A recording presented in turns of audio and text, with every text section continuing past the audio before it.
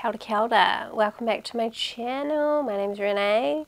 I like to read books and then talk about them on the internet.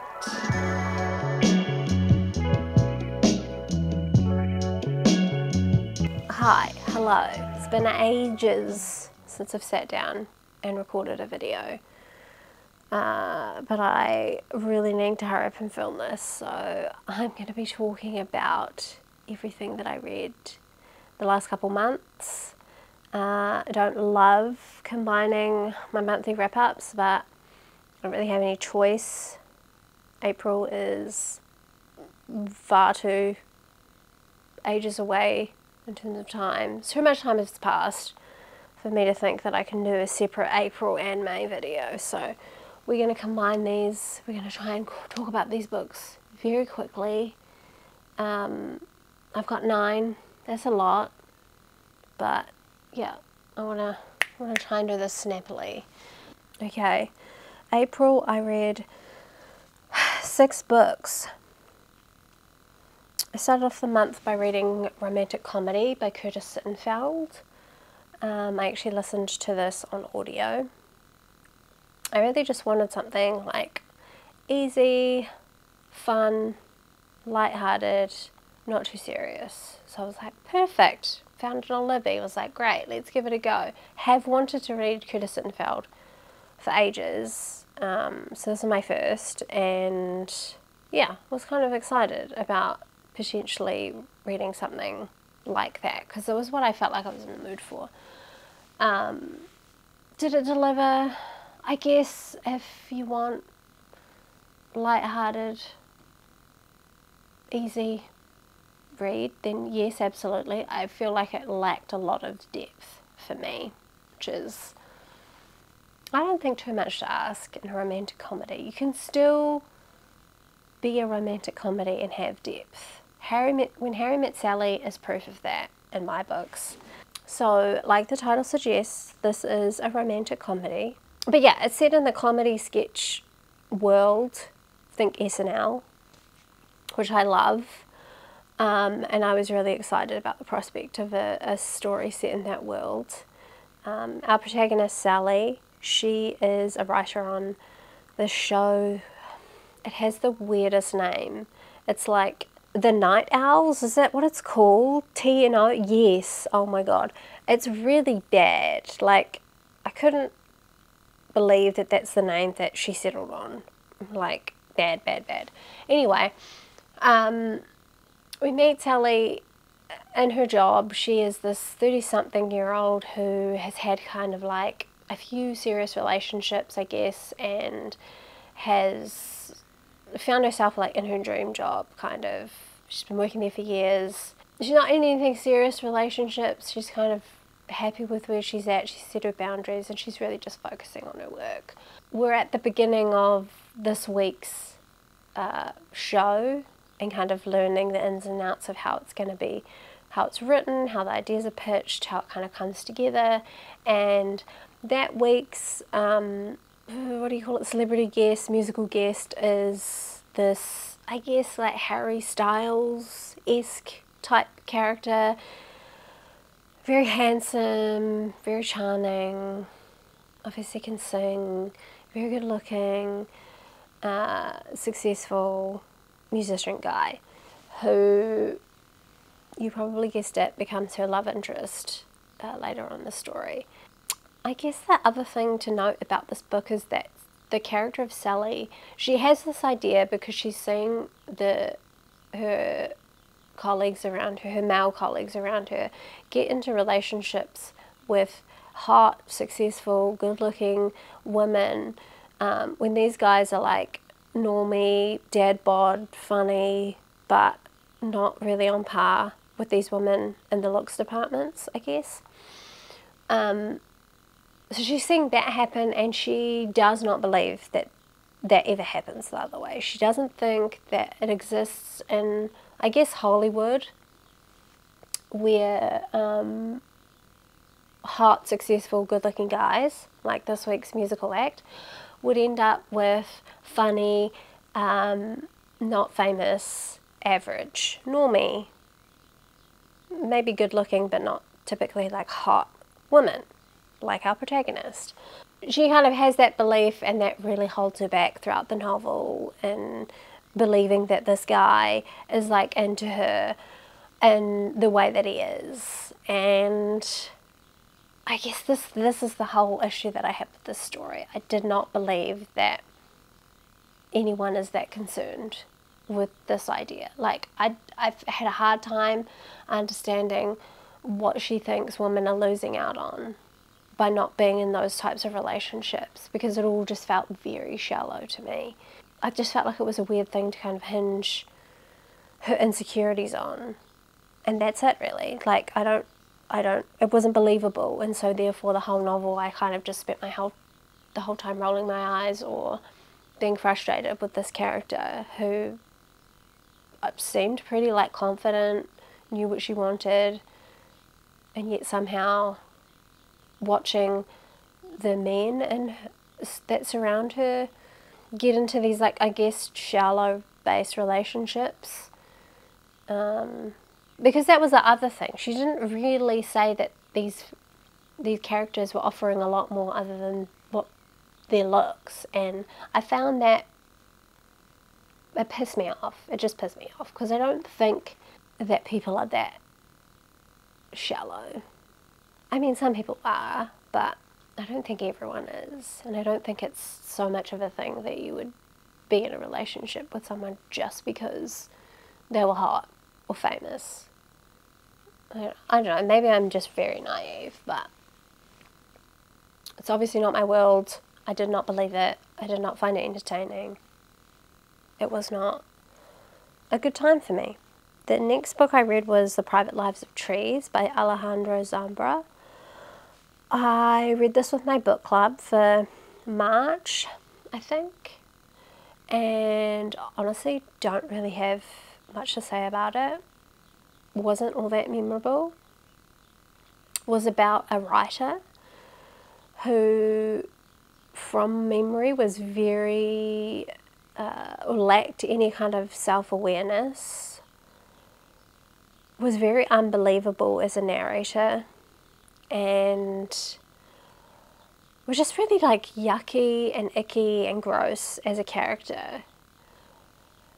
And I think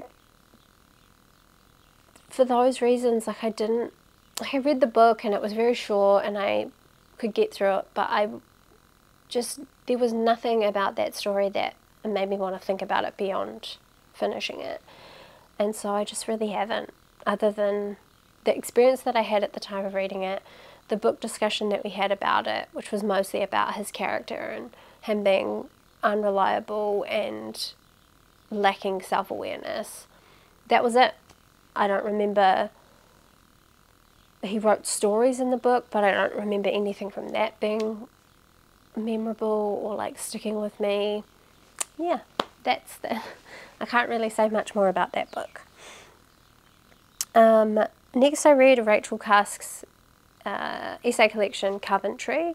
This feels like an updated version of her other essay memoirs that she's written. So The Last Supper, which is about her family's travels throughout Italy, and kind of that experience, her talking a lot about art and just those very Cusk kind of thoughts. The combination, or the places in which like Cusk's creativity and her life meet each other is what The Last Supper feels like.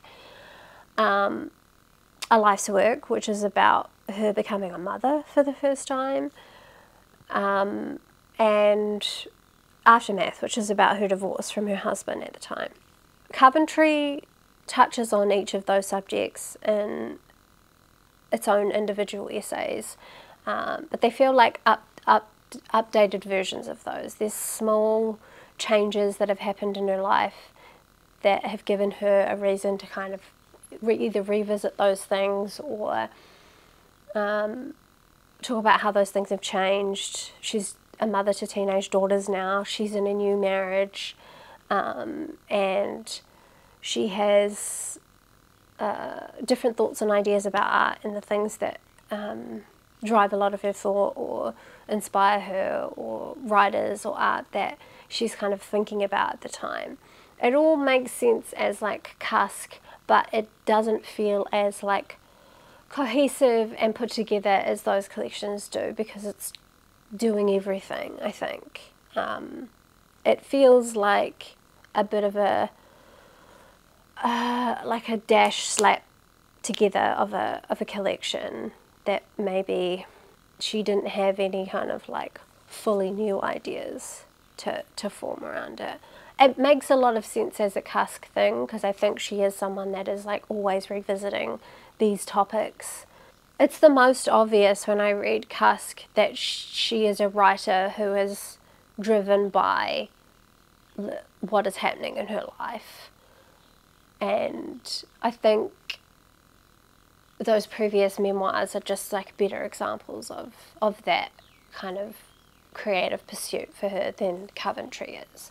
It's still a good collection, it's still very Cusk, it still has that great writing and that insightful thought and that melding together of life and creative writing, but I just don't think it was as successful as her others, in my opinion. Okay, next up I read Tar Baby by Toni Morrison. Can you hear the birds outside? They're going nuts. This is a story set on a Caribbean island. It's about two families living under one household. We have, I can't remember the names of the families, I'm so sorry, but we have the white folks who own the house, own the land, have a history of working in the sugarcane industry. They have a candy business that they've kind of built this empire, this lifestyle, this wealth from. And they're made up of a husband, a wife, and their grown son, who doesn't live with them, but they're hoping will come back and visit them this Christmas. And then the other family you have is this black family that essentially works for them, but I guess is treated like family in a way. It's made up of a husband and a wife. The husband is the manservant and the wife is the cook. And then they have this niece that they've brought up her whole life, who kind of bridges the gap between the white family and the black family. She, I guess, is kind of taken under the wing of this white family, and through them is given the opportunity to be able to attend good schools and travel and become a model and go to France, and really feels as though this world that she inhabits, she belongs within. Yeah, like I said, she kind of bridges that gap between the employer and the worker, or the slave and the slave master, if you want to think about it in like metaphorical terms. That all kind of changes one day when this man is discovered in the house to have been living there for who knows how long, and he's black, he's been living in the swamp, and he's invited by the husband of the household to come, invited to dinner and invited to stay in one of their guest bedrooms. And that act really upsets the black couple. It makes them question, I guess, their standing within this family, that what they believed was true about their relationship with this couple. It's all kind of questioned, and it stirs some shit up. It has one of the best dinner scenes I've ever read. I'm obsessed with the dinner scene now. I just think it is like when you know a dinner's happening, shit is about to go down, and this one has like honestly one of the best. Arlington Park also has a great one, and I read another book, I can't remember, but I'm like into dinner scenes. Anyone have any book recommendations, fictional stories that have good dinner scenes in them where like drama happens? Let me know. But yeah, this book was great.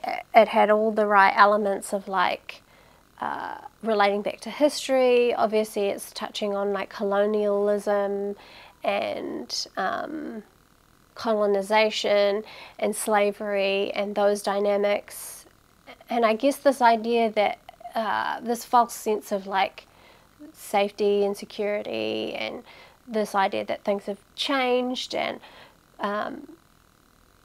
you know, we can exist and coexist and be one big happy family, but really that dynamic throughout history is like baked in to the American way of living, and it's just really interesting to see it play out in this what feels like a timeless kind of dynamic.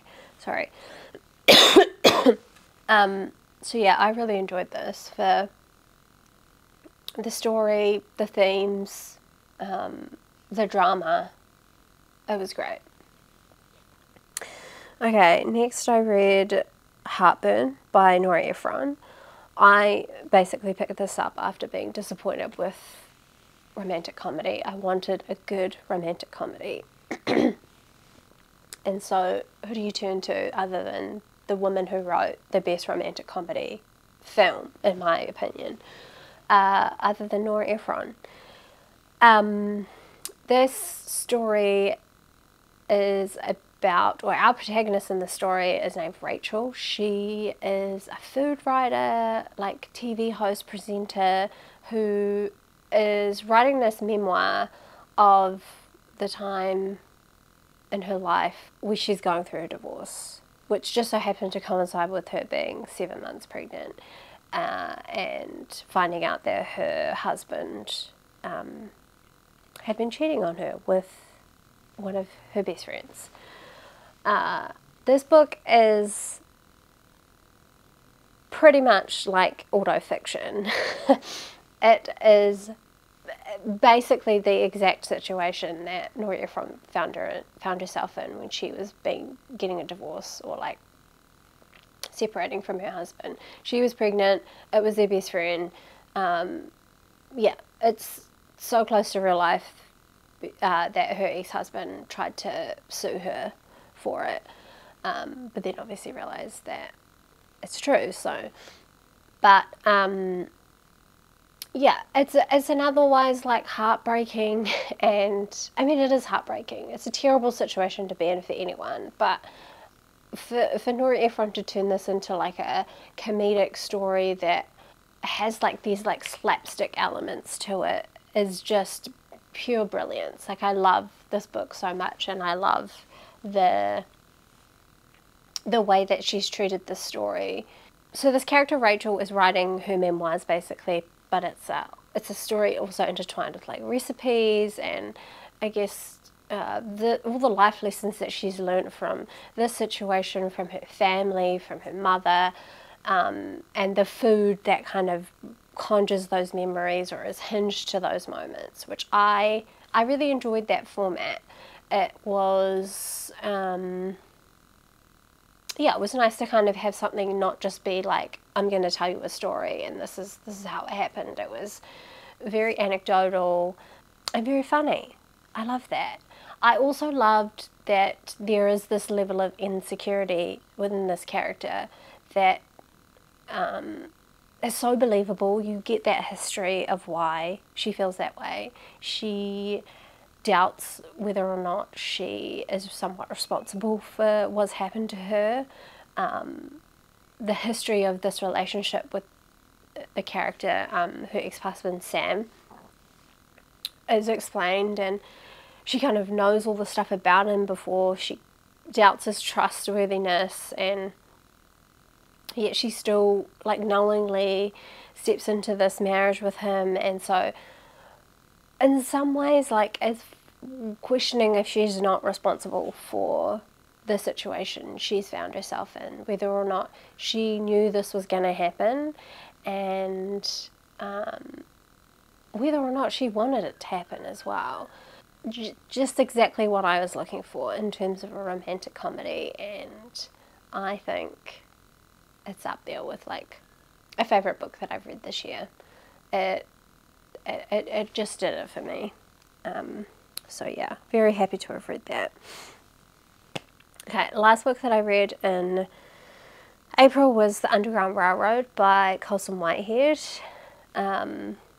This is historical fiction with a slight like fantasy element to it, I guess.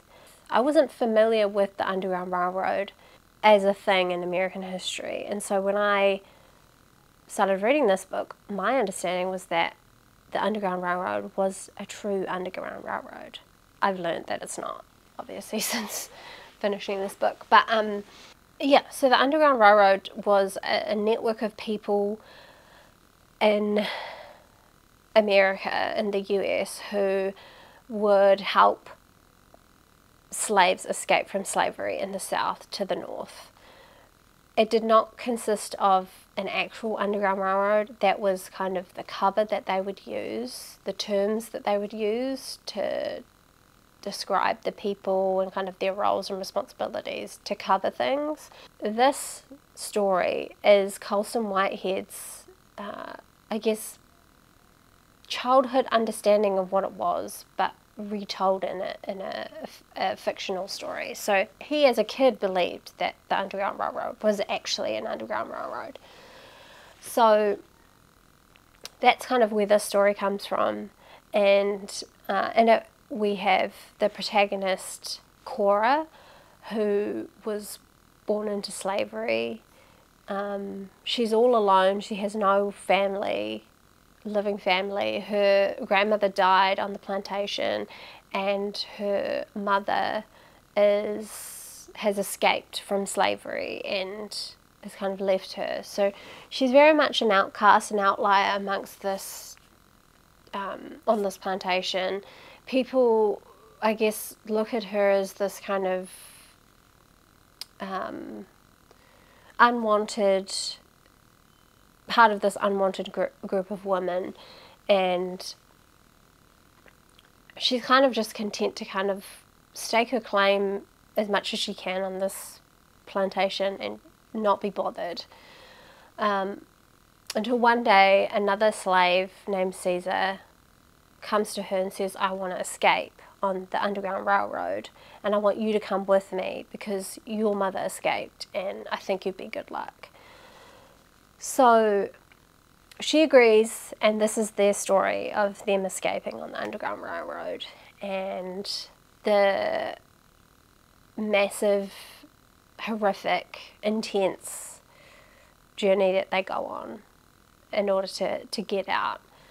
It is brilliant storytelling, it's brilliant writing. I love the character of Cora. She is unflappable as a person. There are these elements where I think about her and I think she doesn't, nothing about her is like brute or overt, but she is still steadfast and strong and I hate using this word, but like resilient, and just gets on with it. There's nothing about her that you know, evokes any kind of pity or sympathy, overly sympathetic, but she deserves it. She is the type of character who, you know, something good needs to be the outcome.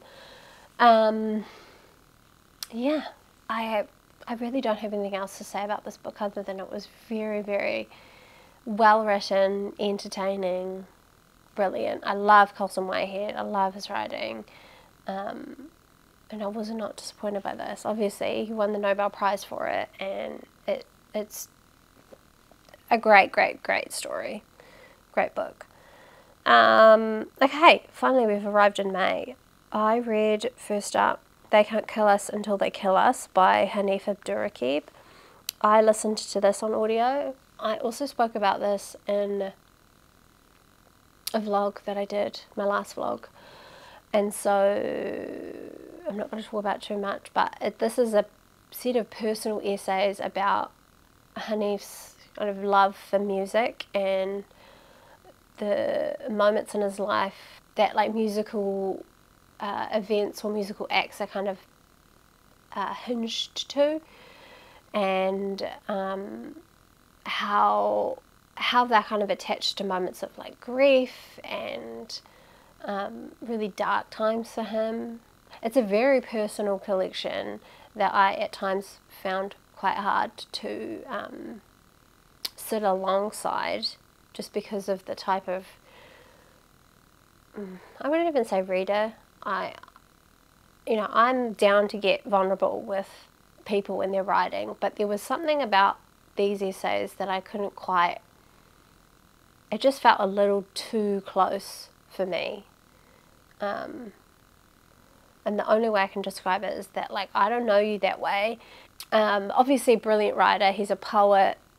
There is no doubt that this man knows how to write, and for that alone it's like a great collection to read. And he, in the audio book, because I listened to it on audio, I don't know if I said that, but he reads it himself, and it's just beautiful even as a thing to listen to. I really enjoyed, and that came off a recommendation from Katie James to listen to it as well. So yeah, I did that, and I enjoyed it, but I just don't think those kinds of collections are for me. Okay, next up I read The Road by Cormac McCarthy. This was a highly anticipated book for me. I have had this on my shelf for years.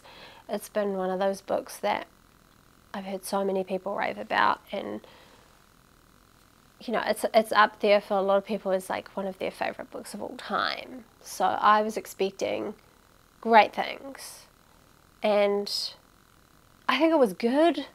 I don't think it was great. I actually found it very boring.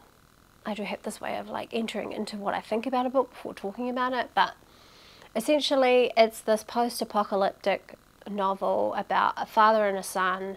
They are travelling on this road, trying to stay alive, trying to survive, and keeping each other alive in more ways than just like the physical keeping each other alive. The father is responsible for the son and his safety and trying to get him where they need to go, and the son is a kid. He is there to, I guess, stop the father from like completely losing himself in this survival mode that he's in.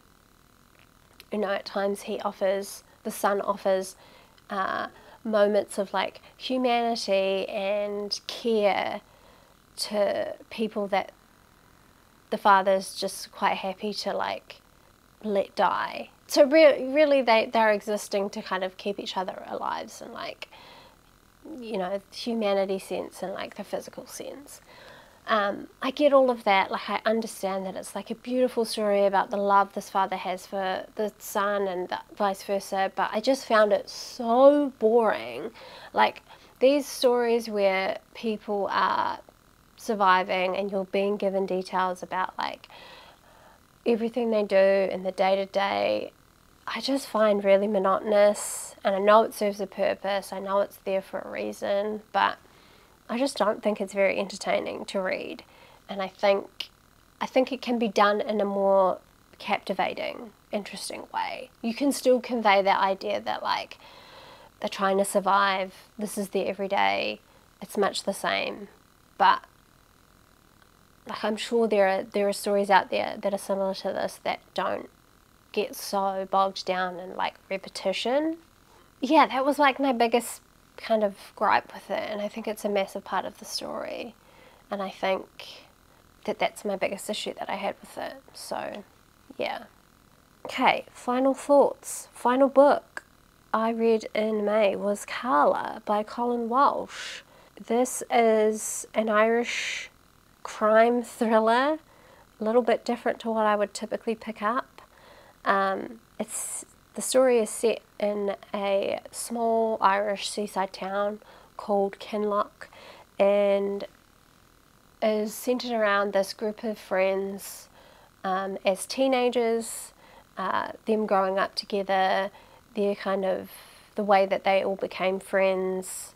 we're kind of jumping between two timelines of like when they were younger, telling the story of going through history, and when they're older. And when they were younger, one of the people from the group of friends, one of the young people, Carla, goes missing and is never found. And so as adults, when they have all come back to Kinloch for various reasons, they're kind of reminded of her, but her bones are also found, and the, I guess, investigation of her going missing is kind of brought back up.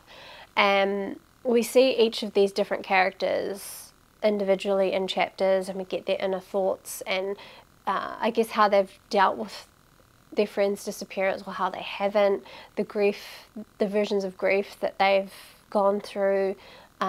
Some of them have stayed, some of them have left, some of them are very troubled by it all, some of them have different aspects that they need to focus on, and some of them have had to move on very quickly because they're still so involved within this community.